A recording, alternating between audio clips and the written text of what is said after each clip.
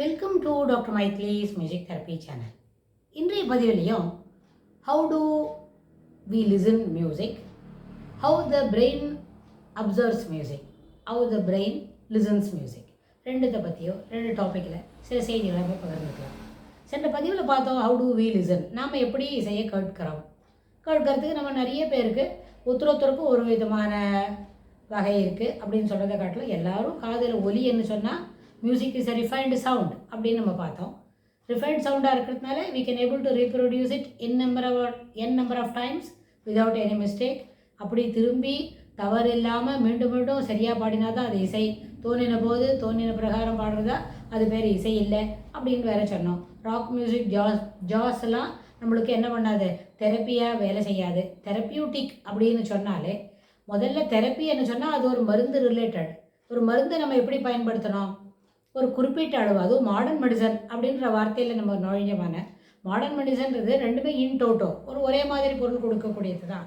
ஒரு குறிப்பிட்ட அளவு மருந்தை சிறிய அளவில் தொடர்ந்து ஒரு 2 மணி நேரத்துக்கு ஒரு தடவை இல்லை 4 மணி நேரத்துக்கு ஒரு தடவை நம்ம எடுத்தமான இந்த துளி அளவான மருந்து, for example 2.5 mg, 0.5 mg, 1 மில்லிக்கு 1.2 mg, 1.25 mg அப்படின்லாம் குறிப்பிட்ட அளவு, ஒரு குறிப்பிட்ட அளவு இவ்வளோதான் மருந்து எடுத்துக்கணும்.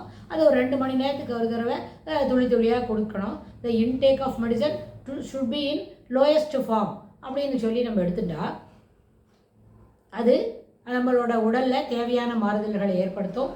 அப்புறம் இது பெயின் கில்லராக இருந்தால் அந்த பெயின் ரெசிப்டார்ஸோட எண்டை கொஞ்சம் பண்ணிவிட்டு you can be moving without பெயின்னு சொல்லித்தரோம்.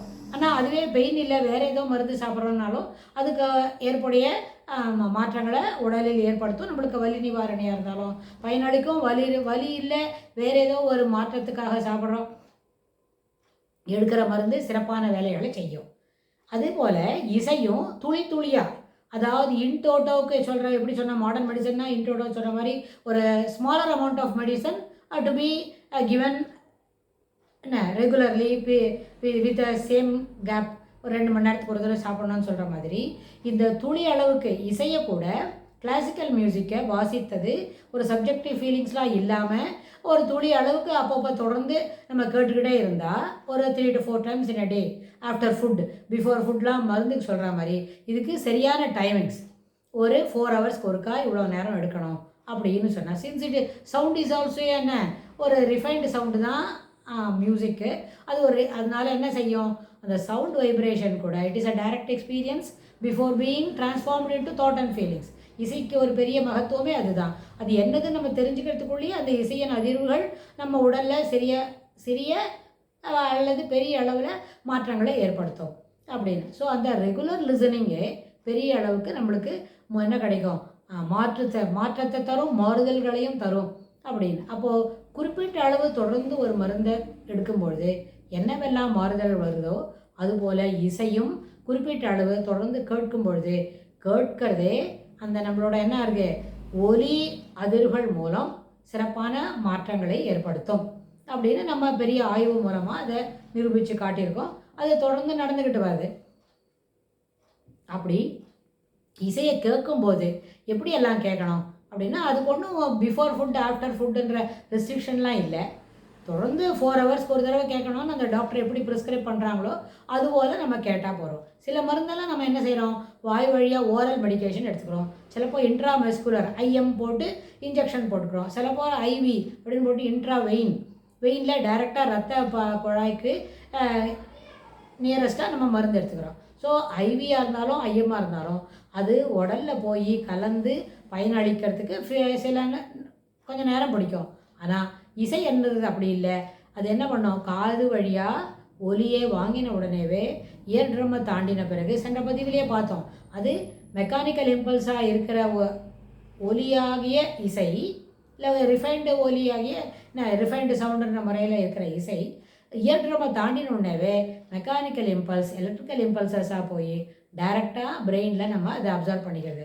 அப்படி அப்சர்வ் பண்ணும்போது அந்த ரோஸ்டோமெரிடியல் கார்டெக்ஸில் டிபெண்ட்ஸ் அப்போ அந்த இன்டென்சிட்டி ஆஃப் த மியூசிக், இந்த ஸ்டிமுலியோட இன்டென்சிட்டியை பொறுத்தன வரைக்கும் அதுக்கு ஏற்ப நம்மளோட மனதில் மூளையில் பெரிய அளவில் இம்பேக்டை கொடுக்கும். அப்போ என்னாச்சு, அதாவது இசையை you are moved by the music அப்படின்னு நம்ம வார்த்தை சொல்கிறோம். அப்படின்னா it is totally based on the biological aspects and the culture.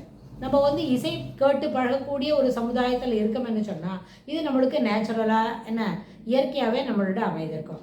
இது அப்படியே மூட் பை த மியூசிக் அப்படின்னா சில பேர் என்ன பண்ணுவாங்க, இசையினோட வரக்கூடிய பொருளை உணர்ந்து அப்படியே கண்ணில் தாரையாக தண்ணி ஒழுகும்.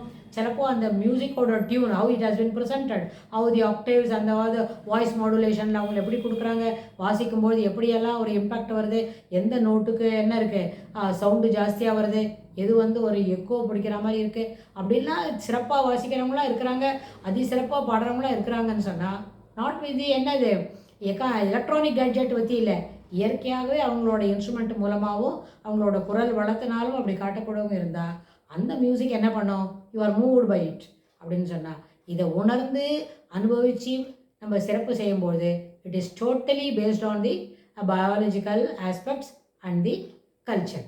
அதே மாதிரி there is a cell difference, cell membrane அப்படின்லாம் சொல்கிறோன்னா அந்த very big aspects of observing the music in the brain அது என்ன பண்ணுன்னா செல் ஆல்ட்ரேஷன் நடக்கும். எதெல்லாம் ரஃப்பாக இருக்கோ அதெல்லாம் தன்னை ரிஃபைன் பண்ணிக்கிறதுக்கு முன்பக்கமாக திருப்பிக்கும். அப்படி தொடர்ந்து இசையை கேட்கும்போது அந்த கார்னர்லாம் ரிஃபைன் ஆகிடுது, நல்ல ஸ்மூத்தான ஆகிக்கிடுதுன்னு சொன்னால் மறுபடியும் செல் தன்னை திருப்பிக்கிட்டு எங்கெல்லாம் ரஃப் எட்ஜஸ் இருக்கோ அதை நேரம் பண்ணிக்கும். ஸோ அதனால் இசை மூலமாக செல் ஆல்ட்ரேஷன் நடக்கிறதுன்றது நிதர்சனமான நிஜம். ஆனால் ஏர்லி ஸ்டேஜஸ்லேயே நம்ம இசை முன்னாடி இசையோட கூட இசை தொடர்புடைய செய்திகளை பிள்ளைங்களுக்கு நம்ம சொல்லிக் கொடுக்க துவங்கினா பிள்ளைங்க என்ன பண்ணுவாங்க, அவங்களோட பிஹேவியரில் நிறைய ரிஃபைன்னஸை நம்ம பார்க்க முடியும். இதெல்லாம் ரொம்ப சிறப்பான விஷயங்கள் நம்மளுக்கு தெரிய வரும். ஆனால் இதில் முக்கியமானது என்ன தெரிஞ்சுக்கணும்னு கேட்டால் you should make it as a habit. Once you started it you continue to do it. That will help the child to grasp more thing, to enjoy in the immense to என்ன தெரியுமா immense benefit of the music. You can enjoy it, enjoying the music as well as the benefits of the music in the academic sector. Verbal, number work, அதுக்கு ரிலேட்டடாக இருக்கிற designing அது எல்லாத்தையுமே அந்த பிள்ளைங்க விரைவில் புரிஞ்சுக்குவாங்க, புரிஞ்சு கொண்டது செயல்படுத்தவும் முயற்சி செய்வாங்க. ஸோ இதுக்கு தொடர்புடைய செய்திகளை நம்ம வரப்போகிற பகுதிகளிலும் பார்க்கலாம். அதாவது பிரெயினில் இசை எந்த விதமான முக்கியத்துவங்களை ஏற்படுத்துறது, அதனால் தனி மனிதனுக்கு கிடைக்கக்கூடிய நன்மைகள் யாவை அப்படின்னு அடுத்த பதிவில் நம்ம விரிவாக பார்க்கலாம். Thanks for